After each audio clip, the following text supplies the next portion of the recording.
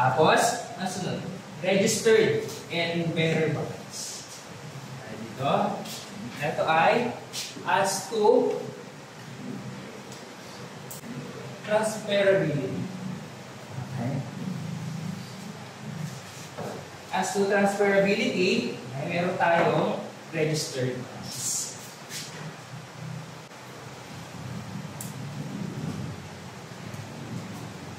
Registered. Kailangan daw, ano nakalagay? Yung sa libro ng corporation, dapat daw naka-identify yung name ng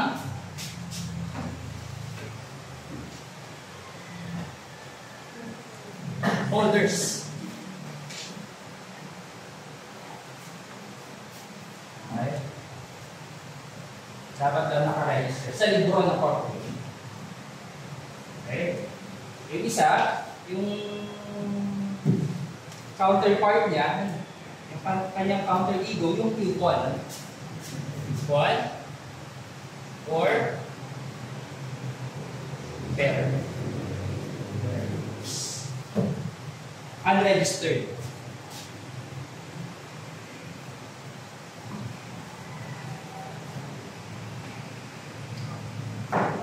Ito naka-register sa libro ng corporation, ito hindi.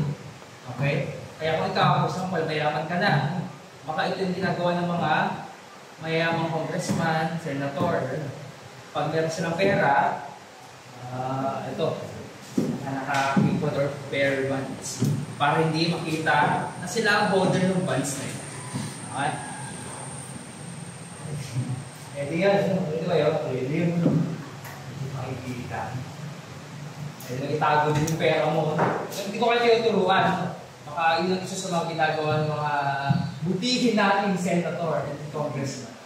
Okay? Okay. Ano pa? Yung zero.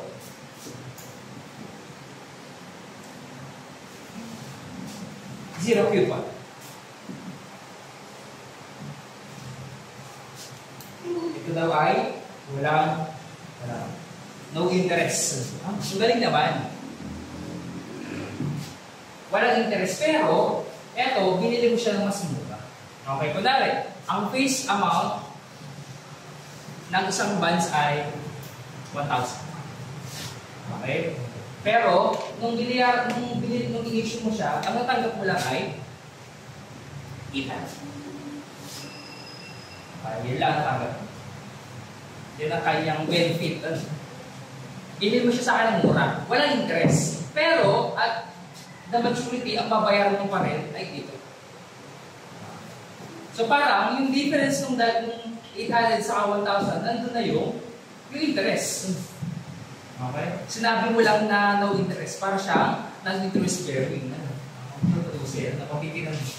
Okay? Parang non-interest bearing. Pero nandun yun, yung 200 na difference. Para lang pampalubag. Okay? Hindi walang interest yan, yun, nandun yun. Okay, 200. Okay? Yun yan. Ano pa? Meron pa.